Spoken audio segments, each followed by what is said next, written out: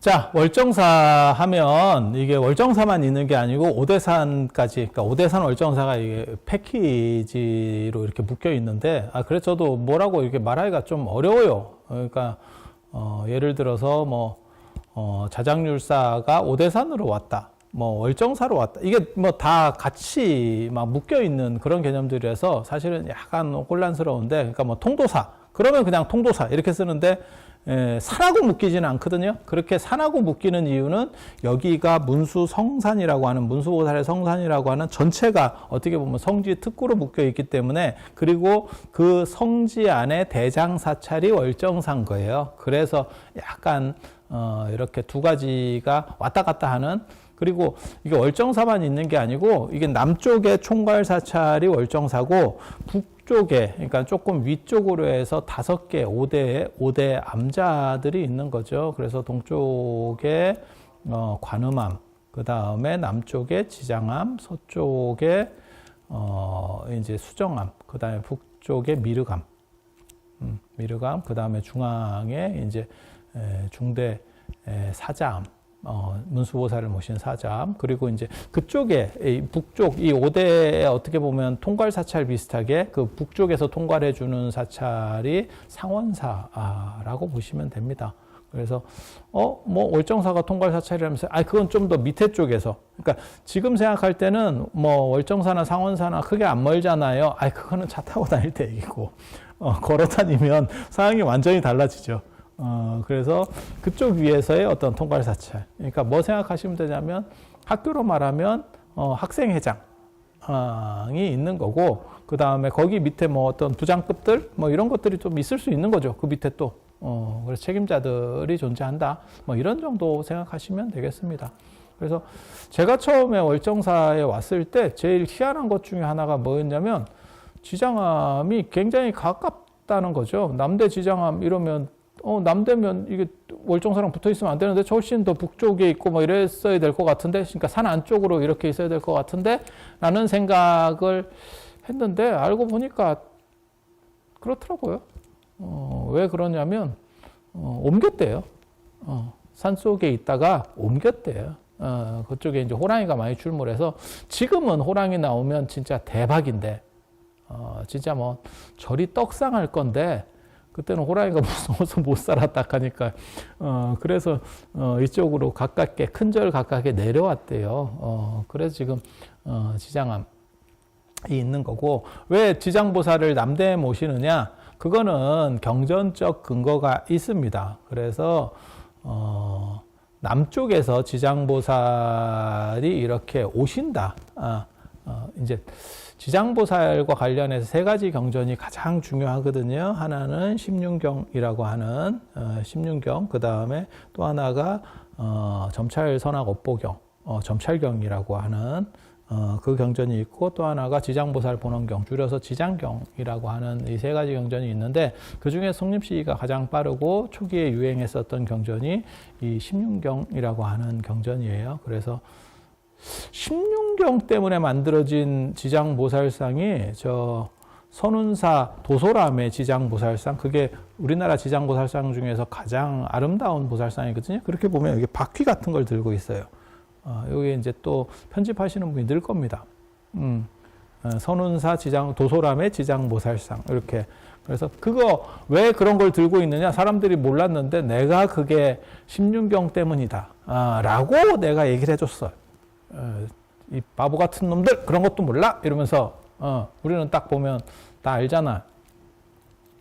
그 심륜경이라는 게 또 책이 2 종류가 있어요. 하나는 대방강 심륜경이 있고, 또 하나는 대승 대집 지장 심륜경 이렇게. 그래서 2번째 거는 현장 스님이 번역한 거고, 앞에 거는 누가 번역했는지 알 수가 없는 책이에요. 근데 거기 보면 호탄이라고 하는 데가 있거든요. 저 서역 쪽에. 그러니까는 지금 신강 위구르 자치국 쪽이라고 보시면 돼요. 그러니까 중국에서 서북 쪽, 예전에 실크로드 쪽입니다. 그래서 서쪽에 있다 그래서 서쪽 지역이라 그래서 서역이라 그래요. 중국 사람들은 서역. 그렇게 거기에 이제 호탄이라고 하는 나라가 있는데, 거기에 거라제 위산이라는 산에서 이제 부처님이 법문을 설하시고, 그리고 거기에 이제 지장보살이 오는데 뭐라고 나오냐면 남방에서 온다. 남방에서 성문영상을 하고, 성문영상은 우리 같이 이렇게 빡입니다. 지금 뒤에 보시면 지장보살님도 이렇게 빡이잖아요. 그 성문영상을 하고 그리고 석장을 쥐고 당신이 이렇게 오시는, 석장 얘기는 또 오바했네. 그거는 환원기에 나오는 게 석장이고, 그 십륜경에는 저런 보주 같은, 저 여의주 얘기가 나옵니다. 보주를 들고 있는 건 아니고 보주가 막 생겨난다, 뭐 이런 이야기들이 있어요. 그래서 남쪽에서 온다라고 해서 지금도 오늘날까지 지장보살의 수식어 중에 하나가 남방화주라고 하는 게 있어요. 연불할 때 보면 나무대원본전 남방화주 지장보살 뭐 이렇게, 나무 남방화주 대원본전 지장보살 뭐 이렇게 하는, 그래서 남쪽에서 오는 어떻게 보면 교화의 최고라는 식으로. 그리고 지장경에도, 지장보살 본원경에도 지장보살을 남쪽으로 모신다라고 하는 이야기가 나옵니다. 지장보살상을 남쪽으로 뭐 모시고 어쩌고저쩌고 그러면 돌아가신 분이 뭐 천도가 되고 뭐 이런 얘기들이 있어요. 그래서 그러한 것들에 아마 맞추어서 이 5대 중에서 남대에다가 지장보살을 이렇게 모신 걸로 그렇게 추정이 됩니다. 그리고 이 5대라고 하는 게 이제 보살 신앙이다 보니까, 그리고 아까도 제가 그런 얘기 해드렸지만 여기 위에까지 올라가기 힘들어요. 그래서 통괄사찰에 이 5대와 관련된 분들을 다 모셔놨어요. 그래서 원래 월정사 적광전이 예전에는 7불보전이라 그래서 비로자나불, 그 다음에 석가모니불, 그 다음에 문수, 보현, 관음, 세지, 지장 이렇게 모셔놨었어요. 중국 오대산에도 가도, 중국 산서성 오대산에 가도 똑같은 구조가 보입니다. 그러니까는 5대 각각의 뭐 총명문수, 사자문수, 그 다음에 뭐 유동문수, 뭐 이런 식으로 5대의 문수보살들을 다 모셨는데, 나중에 이제 강희제가 오대산에 꼭 참배를 오고 싶다. 그리고 이제 거기에 오는 여러 가지 썰들이 있는데 그 중에 하나가 이제 뭐 당신 아버지를 만나고 싶어서 뭐 이런 이야기들이 있어요. 당신 아버지가 순치제인데 순치제가 편지 써놓고 출가했다라고 하는, 황의를 버리고 출가했다라고 하는, 그 순치왕제 출가십니다.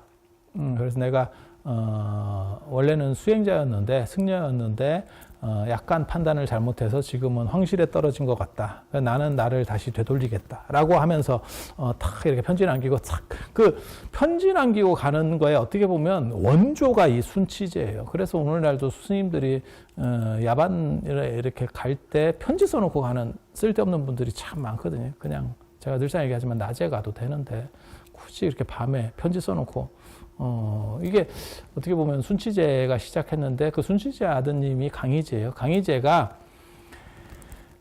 중국 전 역사에서 어떻게 보면 정치를 가장 잘한 천고일제라 그래요. 천고일제. 중국에 한 500명 이상의 황제들이 있는데 뭐 원탑에 들어가는 게 강희제입니다.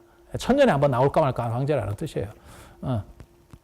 그렇게 해서 중국 사람들이 제일 좋아하는 황제 하면 당태종, 뭐 강희제 이 정도가 최강의 군주들 것 같으니, 그때는 이제 뭐 네르신 조약해서 러시아도 깨고 막, 그때 러시아 굉장히 강할 때입니다. 러시아가 동쪽으로 다 먹고 있을 때인데도 그때 다 깨고 뭐 이랬던 시절이거든요. 그래서 이 강희제가 당신 아버지 보러 간다, 뭐 이런 얘기도 있는데, 지금은 중국 산서성 오대산에 가면 되게 좋은 게 차로다가 그 5대 위에까지 다 실어다 줍니다. 차로 아주 편해요. 근데 강희제 때만 하더라도 그걸 누가 데려갈 거야? 그리고 5대를 순례하고 싶은데 이게 황제가 갈 수가 없어요. 왜냐하면 가말에도 너무 위험한 거예요. 가마를 타고 가자니 걸어가기는 그래서 해발 3,000m가 넘는데, 북대는 오대산의 북대는 3,000m가 넘거든요. 그래서 그거 못 가니까 어떻게 좀 5대 보살님들을 다 친견할 수 있게 해주면 안 되느냐, 이렇게 들어왔대. 그랬더니 오대산 주지가, 중국에서는 이제 방장인데 이제 총괄 주지가 아이디어를 낸 거지. 그게 대라정이라는 데에 5대 보살들을, 문수보살 형상을 똑같이 해가지고 세트로 이렇게 만들었다. 그러니까 비슷한 구조라고 보시면 돼요. 여기도 전체 5대를 다 참배하기 힘든 분은 여기 칠불보전에서 했었던 거고, 그래서 지장보살이 꼭 들어간다 라는 정도 생각을 하시면 되고, 그리고 여기 여기 남대 지장하면은 여기가 굉장히 중요한 사찰이에요. 사실 한국에 이 비구니사에서, 그러니까 여자 스님이 이 어떤 이러한 흐름 속에서는 남대 지장함의 기린 선언이라고 하는 게 어떻게 보면 북쪽에서 가장 오래된 선언이기도 하고 가장 유서 깊은 선언이에요.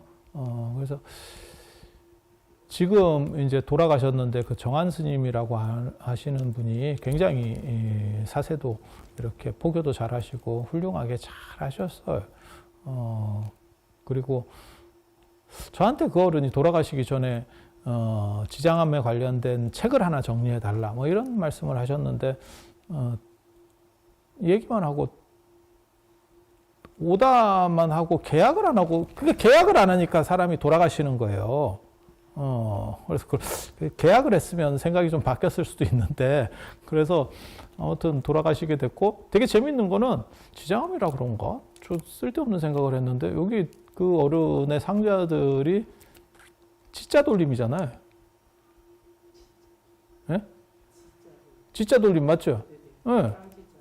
예. 그래서 야 이게 그리고 주지 스님이 저는 한문은 잘 모르겠는데 지중 스님이에요. 그래서 야 네가 지장 이게 이렇게 돼서 주지가 되나? 나 이런 생각을 했다니까요. 지중이나 지장이나 의미가 똑같아요. 아니, 몰라 그 한문이 설마 그게 땅지자의 가운데 중자는 아닐 거야, 그치? 그렇게까지 하지는 않았을 건데 몰라.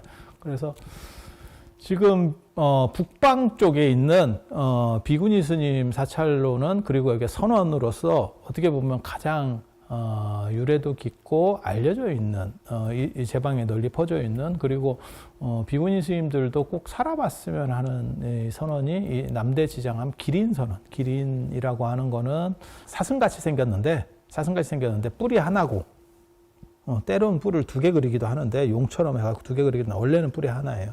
그렇게 해서 유니콘 같이 생긴 애가 기린이에요. 그래서 일각수라고 이제 보통 한문으로 나오거든요. 뿔이 하나인 짐승. 그래서 상서로운 동물입니다.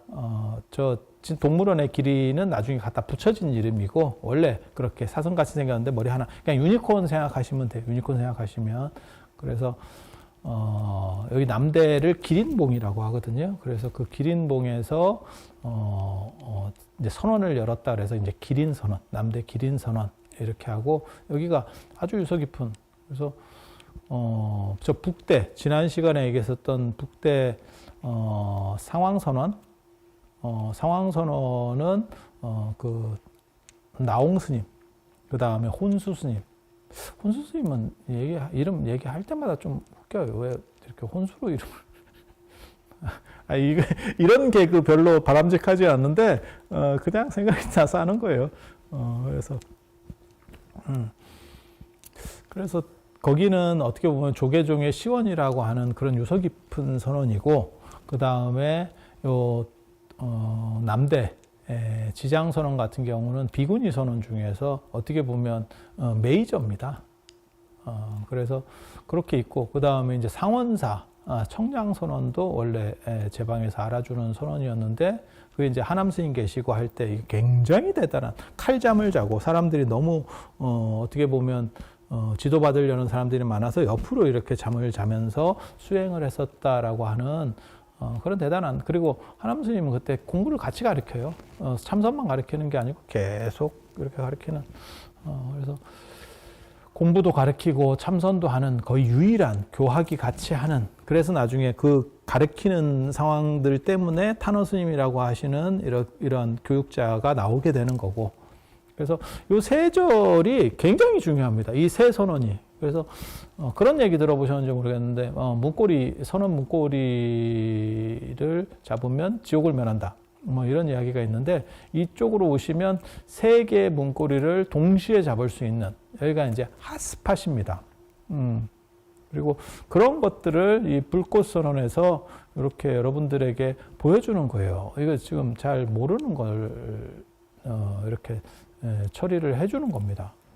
그래서 비구스님 선언, 그 다음에 비구니 스님 선언 이것들이 다 이렇게 음양으로 맞춰져 있고 그 다음에 어떻게 보면 가장 유명한 수행처인 북대 지금 현재 조계 중에서는 가장 의미 있다라고 생각하는 그 북대 그 다음에 하남 스님과 관련해서 일제강점기를 전후해서 가장 어떻게 보면 수행 문화가 활발했었던 상원사, 그리고 이제 최근 들어서 비구니 스님 어떻게 보면 수행처로서 가장 톱으로 올라가는 수덕사 쪽과 더불어서 뭐 가장 톱입니다. 얘가. 그래서 이렇게 새 선언을 한번 참배해 보시는 것도 굉장히 좋지 않나. 그리고 문고리는 꼭 잡아야 됩니다. 그리고 문고리를 찾아다녀야 돼요. 요즘 옆으로 미닫이가 많아가지고 문고리가 별로 없어요. 그래서 문고리 있나? 이렇게 확인도 한번 해보고, 그렇게 하면 여러분들 업장도 소멸이 되고, 그 다음에 치매도 안 걸리고 정신 건강에도 좋고, 그리고 그거를 불꽃선언하고 같이 이렇게 하면, 불꽃선언의 공식 명칭이 연꽃선언으로 바뀌었지. 연꽃선언하고 같이 하시면 더욱더 뜻깊은 시간이 되지 않을까라는 생각을 해봅니다. 나중에 코로나 끝나면 꼭 오셔가지고 요 새 선언들을 이렇게 순례하시고, 거기에 우리 스님들한테 얘기해서 한 번씩이라도 앉아보면, 문고리보다도 앉아보면 더 좋지 않겠어요? 이렇게 잘 이렇게 연꽃 스님들하고 같이 그런 이벤트, 안 그러면 경험도 한번 해보면 참 좋을 것 같다라는 생각을 하면서 이상 마치도록 하겠습니다.